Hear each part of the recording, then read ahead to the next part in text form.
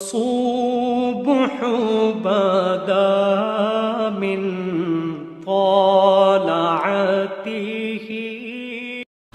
بسم اللہ الرحمن الرحیم.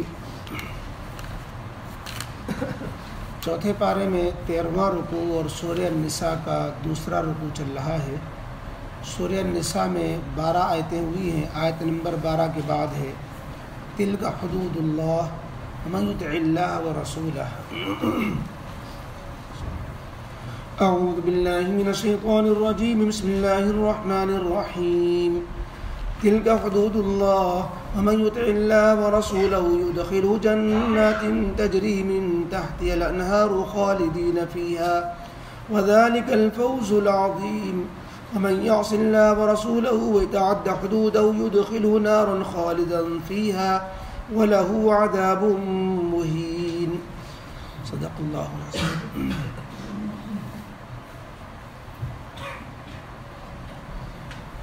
اوپر کی آیات میں میراث کا بیان چل رہا ہے. اوپر کی آیتوں میں میراث کا بیان گزرا، یعنی کسی کے انتقال کے بعد اس کے وارثین کون ہوں گے اور ان کا حصہ کتنا ہوگا.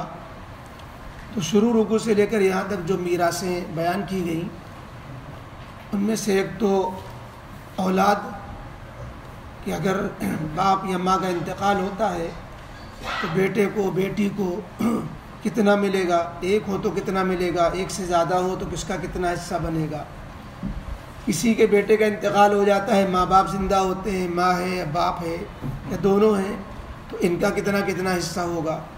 اسی طریقے سے زوجین میں شوہر کا انتقال ہو تو بیوی کا حصہ کتنا ہے، بیوی کا انتقال ہو شوہر کا حصہ کتنا ہے، اولاد ہونے پر کتنا، اولاد نہ ہونے پر کتنا. اسی طرح بھائی بہنوں کا حصہ. یہ میراثیں اوپر کی آیتوں میں گزری. جن کا حصہ قرآن نے بیان کیا ہے وہ وارث ذوی الفروض کہلاتے ہیں، یعنی یہ وہ وارث ہیں جو حصے دار وارث ہیں، یعنی جن کا قرآن میں حصہ بیان کیا گیا ہے. اب ان سب کو ان کے حصے دینے کے بعد جو باقی میراث بچتی ہے وہ حق بنتا ہے اس کا جو جس کے میراث حصوں کے اعتبار سے مقرر نہیں ہے، بلکہ اس کو حصے داروں کی موجودگی میں حصے داروں کو دینے کے بعد، اور اگر حصے دار نہیں ہیں تو حصے داروں کے نہ ہونے پر ساری کی ساری میراث وہ تنہا لے لیتا ہے. ایسے وارث کو اصبہ وارث کہتے ہیں.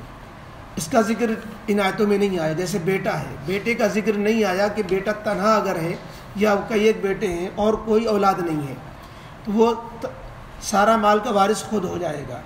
اگر حصے دار موجود ہے، زندہ ہیں، باپ ہے ماں ہے، تو ان کو حصے دینے کے بعد اگر حصے دار نہیں ہے تو پھر تنہا بیٹا وارث ہو جائے گا. اسی طریقے سے جو ہے اگر بیٹا نہیں ہے، مرنے والے کا نہ بیٹا ہے، صرف بھائی بہن ہے، تو بھائی بہن میں کے بارے میں ایک تو معاشرک بھائی بہن ہوتا ہے، اس کا ذکر آیتوں میں تو اوپر آیا تھا.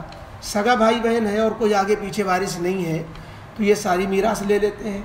ایک بھائی تنہا ہے تو وہ بھی تنہا بھائی اپنے مرحوم بھائی کا وارث ہو جاتا ہے جبکہ کوئی اور رشتہ دار نہ ہو. اسی طریقے سے چچا ہے، باپ بھی نہیں ماں بھی نہیں، اسی اور بھائی بہن بھی نہیں ہے، تو اس طرح سلسلہ دور تک پھر بڑھتا جاتا ہے. چچا وارث ہو جاتا ہے، چچا بھی نہیں ہے تو بھتیجا وارث ہو جاتا ہے، اور اگر مثلا بیٹا تو نہیں لیکن پوتا ہے تو پوتا وارث ہو جاتا ہے. تو یہ مستقل ایک فن ہے. یہاں پر قرآن میں چونکہ تفصیلات کے بجائے اصولی چیزیں بیان کی جاتی ہیں اور اجمالی طور پر احکام بتائے جاتے ہیں اور اشارات کیے جاتے ہیں. باقی حدیث پاک میں اس کی مزید تشریحات آتی ہیں. تو یہ پوری تفصیل فن میراث میں مستقل حدیثوں کے ذریعے سے جو ہے علماء فقہا نے بیان کی ہے. اور اس میں بیچ میں کچھ چیزیں اور بھی ہیں جو میراث سے رکاوٹ بنتی ہیں. مثلا اگر باپ بیٹے کے درمیان یا وارث مورث کے درمیان، مورث کہتے ہیں مرنے والے کو جس کی میراث بانٹی جاتی ہے، وارث جس کو میراث ملتی ہے، تو وارث اور مورث کے درمیان اگر دین کا فرق ہے کہ ایک کافر ہے اور ایک مومن ہے تو پھر کافر مومن کا اور مومن کافر کا وارث نہیں ہوتا. یہ کفر و ایمان کی رکاوٹ ہے. ہاں اگر پہلے دونوں مومن تھے پھر ایک کافر ہو گیا، مرتد ہو گیا نعوذ باللہ، تو مرتد کو میراث نہیں ملے گی، لیکن مرتد کی اپنی میراث بانٹی جائے گی. یعنی مثلا خدا نخواستہ باپ مرتد ہو گیا نعوذ باللہ، پہلے مسلمان تھا، اولاد مسلمان ہے، تو اس مرتد باپ کی میراث مسلم اولاد کو ملے گی، چونکہ یہ اصلاً جو ہے کافر نہیں ہے، یہ بعد کا کافر ہے اور اس کی آمدنی اسلام کے زمانے کی ہے، لہٰذا اس کی میراث مسلم اولاد کو ملے گی. ایسی اس کے الٹا بھی ہے، لیکن خود مرتد ہونے والے کو میراث نہیں ملتی، وہ اپنے حق وراثت سے اس کا کفر میں کی طرف چلا جانا اس کو محروم کر دیتا ہے. اسی طریقے سے میراث سے رکاوٹ میں ایک یہ بھی ہے کہ اگر وارث نے مورث کا قتل کر دیا، مثلا بھتیجے نے چچا کا قتل کر دیا اور آگے کوئی اور وارث آگے پیچھے تھے نہیں، اب بھتیجا جو چچا کا وارث بنتا اب نہیں وارث رہے گا، کیونکہ قاتل کی میراث مقتول کی میراث قاتل کو نہیں ملا کرتی، مقتول کی میراث قاتل کو نہیں ملتی، اور اگر وارث ہے ان کو ملے گی، قاتل کو نہیں ملے گی. یہ بھی ایک ضابطہ ہے. اسی طریقے سے اگر کوئی وارث ملک چھوڑ کر کافروں کے ملک میں سے جا کے چلا گیا، مل گیا، ایسے کافر ملک میں جس سے مسلمانوں کی اسلام کی جنگ چل رہی ہو اور ان کا ساتھ دینے لگ جائے جا کر کے، تو مرتد جیسا اس کا حکم ہوتا ہے، پھر وہ وارث نہیں ہوتا. تو ورنہ اگر آدمی مثلا پڑوسی ملک چلا جائے، پاکستان چلا جائے، بنگلہ دیش چلا جائے، تو وراثت سے محروم نہیں ہوگا، کیونکہ یہ دو ملکوں میں ایک ملک چھوڑ کر دوسرے ملک چلے جانے سے میراث کی محرومی کا جو مسئلہ ہے وہ ایسے ملک جانا ہے جو کافروں کا ملک ہے، ان کی پہچان ہے کافروں کے ملک کی، وہاں چلا جائے گا اور وہاں رہنے لگ جائے گا جا کر کے، تو پھر وہ وارث نہیں ہوگا اس ملک کا جس ملک میں دوسرا مسلمان بھائی یہ مورث رہ رہا ہے. تو یہ رکاوٹیں بنتی ہیں وراثت میں. باقی یہ چیز کہ جو اوپر بار بار دہرائی گئی کہ میراث کی تقسیم سے پہلے اگر مرنے والے نے کوئی وصیت کی ہو یا مرنے والے پر قرضہ ہو، اس کو پہلے ادا کیا جائے گا، پھر میراث کی تقسیم کا نمبر آئے گا. اس چیز کو بار بار دہرایا گیا. اور قرآن کریم کا ضابطہ یہ ہے کہ جب احکام یا کچھ قواعد بیان کیے جاتے ہیں، کچھ احکام دیے جاتے ہیں، تو اس پر عمل کرنے کے لیے بطور ترغیب کے یا بطور ترہیب کے، ترغیب معنی شوق دلانے کے لیے، اس کا فائدہ اور ثواب بتلانے کے لیے، اور ترہیب معنی خوف اور اس کی سزا اور نافرمانی کا برا انجام بتلانے کے لیے اللہ رب العزت یاد دہانی کراتے ہیں کہ دیکھو اللہ تعالیٰ نے یہ ضابطے بیان کر دیے، حدود بیان کر دیے، اب اللہ کی حدوں کو پھلانگنا نہیں، اس پر عمل کرنا چاہے تمہارا نفع ہو یا نقصان. اب جو اطاعت کرے گا اللہ اس کے رسول کی تو اللہ تعالیٰ اس سے راضی ہوں گے، اس کو اللہ اپنے مہمان خانے میں جنت میں بسیرا دیں گے، اللہ ان کا میزبان بنے گا، اور پھر ایسی ایسی نعمتیں ہوں گی، ان نعمتوں میں وہ سدا رہیں گے کہ پھر انسان اس سے بڑی کامیابی کا تصور نہیں کیا جا سکتا، وہ کامیابی اس کے قدم چومے گی. اور اس کے برعکس جس نے دنیا کے لالچ میں آ کر چند کوڑیوں کی خاطر فانی دنیا کو بنانے کے لیے نیت خراب کی، میراث میں حصہ نہیں دیا جن کا حصہ بنتا ہے، یا قرضے نہیں پہنچائے جن کا قرضہ تھا، اسی طریقے سے وصیت مرحوم نے کی تھی، وصیت پوری نہیں کی جو کرنا ضروری تھا، پوری کرنا ضروری تھا، تو پھر وہ شخص اللہ کا نافرمان ہے، اللہ کے رسول کا نافرمان ہے، اللہ کی حدوں کو پھلانگ رہا ہے، پھر تو اس کا انجام یہ ہے کہ وہ جہنم میں جائے گا. اب اگر ان چیزوں کا وہ قائل ہی نہیں ہے، کہتا ہم نہیں مانتے میراث کے مسئلوں کو، ہم نہیں مانتے شریعت کو، نعوذ باللہ، پھر تو وہ کافر ہی ہو گیا، ہمیشہ کے لیے جہنم میں رہے گا. ورنہ حق تلفی کی وجہ سے اگر ایمان کے باوجود حق تلفی کی ہے اس نے، تو جتنی حق تلفی تھی اس کے بقدر اللہ رب العزت اس کو سزا دیں گے، اللہ یہ کہ حق والا معاف کر دے، وہاں کوئی معاف نہیں کرے گا، بلکہ وہ اپنے گناہ حق تلفی کرنے والے کے سر لاد دے گا، یا حق تلفی کرنے والے کی نیکیاں حق تلفی جس کی ہے اس کو مل جائیں گی. یہ بہت برا انجام ہوگا وہاں پر. بہرحال تو جو اللہ اس کے رسول کی نافرمانی کرے گا اور ان حدود کو توڑے گا تو اس کے لیے اللہ نے فرمایا کہ ذلت والا عذاب سامنے آنے والا ہے. تو ان دو آیتوں میں اللہ تعالیٰ نے اپنے احکام پر عمل کرنے کے لیے شوق و خوف دلایا ہے. فرمایا تلک حدود اللہ، یہ اللہ کی بیان کی ہوئی حدیں ہیں. ومن یطع اللہ ورسولہ، اب جو اللہ اس کے رسول کی اطاعت کرے گا، اللہ کی حدوں کی رعایت کرے گا، یدخلہ جنات، تو اللہ اس کو جنتوں میں داخل کرے گا، ایسی جنتوں میں تجری من تحت الانہار، جس کے نیچے سے نہریں بہہ رہی ہیں، خالدین فیہا، جس میں جنتی ہمیشہ رہیں گے، وذالک الفوز العظیم، اور واقعی یہ بڑی کامیابی ہے۔ ومن یعص اللہ ورسولہ، اور جو اللہ اس کے رسول کی نافرمانی کرے گا، ویتعد حدودہ، اللہ کی حدوں سے نکل جائے گا، یدخلہ نارا، اور حد سے نکلنے کی آخری شکل کو اس کا انکار ہی کر بیٹھے، یدخلہ نارا، تو اللہ اس کو جہنم میں داخل کرے گا، اور انکار کی صورت میں خالدن فیہا، جہنم میں ہمیشہ رہے گا، ورنہ ایک نہ ایک دن ایمان کی بدولت نکالا جائے گا۔ وَلَهُ عَذَابٌ مُّہِینٌ، اور اس کے لیے اہانت اور ذلت آمیز عذاب ہے۔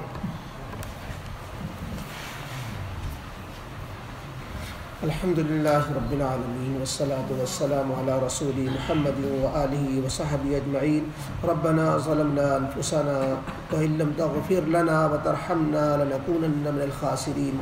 ربنا لا تزغ قلوبنا بعد إذ هديتنا وهب لنا من لدنك رحمة إنك أنت الوهاب۔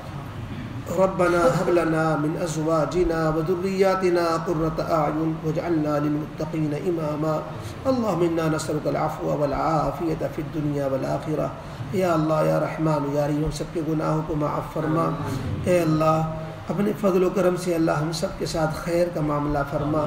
اے اللہ اپنے بھی حقوق کی ادائیگی کی فکر کرنے والا بنا۔ اے اللہ آپ نے جو اپنے حق ہم پر رکھے ہیں عبادتوں کے لین سے، اطاعتوں کے لین سے، اللہ عبادت و اطاعت کو انجام دینے والا بنا۔ اے اللہ جو بندوں کے حقوق ہمارے ذمے ہیں، اے اللہ رشتہ داروں کے، پڑوسیوں کے، والدین کے، اولاد کے، اے اللہ سب کے حقوق کی ادائیگی کرنے والا بنا۔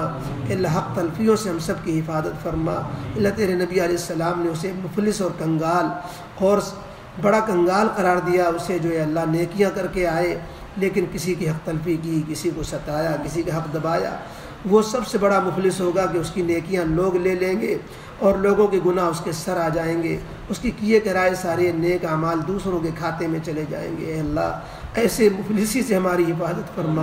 اے اللہ دنیا کی مفلسی موت کے ساتھ ختم ہو جائے گی۔ اے اللہ یہ آخرت والی مفلسی ہے، اللہ گلے کا توق بن جائے گی۔ اے اللہ آخرت میں ہمیں کنگال و مفلس محتاج ہونے سے بچائیے۔ اے اللہ آخرت میں ہمیں کسی کا محتاج نہ ہونے دیجیے۔ اے اللہ اپنے فضل کا معاملہ فرمائیے۔ اے اللہ دنیا میں پاک و صاف زندگی گزارنے والا بنائیے۔ اے اللہ جو لوگ مقروض ہیں ان کے قرضے کی ادائیگی کی شکلیں بنا دیجیے۔ اے اللہ ان کے قرضوں کے بوجھوں کو ہلکا کر دیجیے، ان کے قرضوں سے سبکدوش ہونے کی اے اللہ شکلیں بنا دیجیے۔ اے اللہ اپنا فضل فرما دیجیے، اپنے سوا اللہ کسی کا محتاج نہ بنائیے۔ اے اللہ اپنے سوا کسی کا محتاج نہ بنائیے۔ اے اللہ تنگی ترشی کے ساتھ زندگی گزار لینا جو گوارا کر لینے والا بنا دیجئے، لیکن کسی کا مقروض نہ بنائیے۔ اللہ اپنے فضل کا معاملہ فرما دیجئے۔ اللہ بے روزگاروں کو برسر روزگار فرما دیجئے، سب کو اے اللہ سب کو حلال روزی سے جوڑ دیجئے۔ اے اللہ تمام بے روزگاروں کو حلال روزی سے جوڑ دیجئے، سب کی روزیوں میں برکت عطا فرما دیجئے، ہم سب کی روزیوں میں برکت عطا فرما دیجئے۔ بے برکتی سے اور حرام مال کی نحوست سے اللہ ہم سب کو بچا لیجئے، تمام طرح کے حرام کاموں سے، حرام اعمال سے، حرام آمدنیوں سے اور ہر طرح کی حرام چیزوں سے اللہ ہم سب کی حفاظت فرما لیجئے۔ اے اللہ ہم سب کی اولادوں کو نیک بنا دیجئے۔ اے اللہ ہم سب کی اولادوں کو اپنا اور والدین کا فرما بردار بنا دیجئے، والدین کو راہ راست سے بہکنے اور اے اللہ ان کو گمراہ ہونے سے بچا لیجئے۔ اے اللہ اس وقت چاروں طرف گمراہیاں پھیلی ہوئی ہیں، ہر طرف بے حیائی کا ماحول ہے، اے اللہ گندگی کا ماحول ہے، اے اللہ بے حیائیوں کا دور دورہ ہے۔ اے اللہ ہم سب کی، ہمارے اے اللہ خاندان کی، بچوں کی، عورتوں کی، سب کی حفاظت فرما لیجئے۔ اے اللہ ہر طرح کی گمراہیوں سے بچا لیجئے۔ اے اللہ ایمان والی زندگی اور ایمان والی موت نصیب فرمائیے۔ اے اللہ ایمان والوں کے ساتھ حشر فرمائیے، اپنی رضا نصیب فرمائیے، جنت کا فیصلہ فرمائیے، دوزخ سے پناہ نصیب فرمائیے۔ اے اللہ برے دن، بری رات، برے وقت، برے انجام سے، ناگہانیوں سے، اچانک آفتوں سے، مصیبتوں سے، زلزلوں سے، زمین میں دس جانے سے، آسمانی عذابوں سے، اے اللہ ہر طرح کے زمینی آسمانی آفتوں سے ہم سب کو بچا لیجئے۔ اے اللہ آپس کے ٹکرا جانے سے، اے اللہ حادثوں سے، اے اللہ ایکسیڈنٹ سے، جل جانے سے، اے اللہ ڈوب جانے سے، اے اللہ ہم سب کو ہر طرح کے حوادث سے بچا لیجئے۔ اے اللہ اپنے فضل کا معاملہ فرمائیے، تمام بیماروں کو شفا نصیب فرمائیے۔ اے اللہ ہم سب کے حق میں جو خیر ہو، بہتر ہو، جس کو آپ ہم سب سے زیادہ اے اللہ آپ جاننے والے ہیں، آپ ہمارے خالق ہیں، مالک ہیں۔ اے اللہ ہم سب کے حق میں جو خیر ہو وہ ہم سب کو عطا فرما دیجئے۔ ہم سب کے حق میں جو مضر ہو، نقصان دہ ہو، اے اللہ جو ہم سب کے حق میں برا ہو اس سے ہم سب کی حفاظت فرما لیجئے۔ اے اللہ اپنے نیک بندوں میں شامل فرمائیے۔ آپ نیک بندوں کے جو نعمتیں دیا کرتے ہیں، روحانی، جسمانی، اخلاقی، اے اللہ وہ نعمتیں ہم سب کو عطا فرما دیجئے۔ ہم گنہگاروں کو بھی اے اللہ نیک بندوں میں شامل فرما لیجئے۔ اے اللہ ہماری ٹوٹی پھوٹی دعائیں قبول فرما لیجئے۔ اللہم انا نسألک من خیر ما سألک منہ نبیک محمد صلی اللہ علیہ وسلم ونعوذ بک من شر ما استعاذک منہ نبیک محمد صلی اللہ علیہ وسلم۔ سبحان ربک رب العزة عما یصفون وسلام علی المرسلین والحمد للہ رب العالمین۔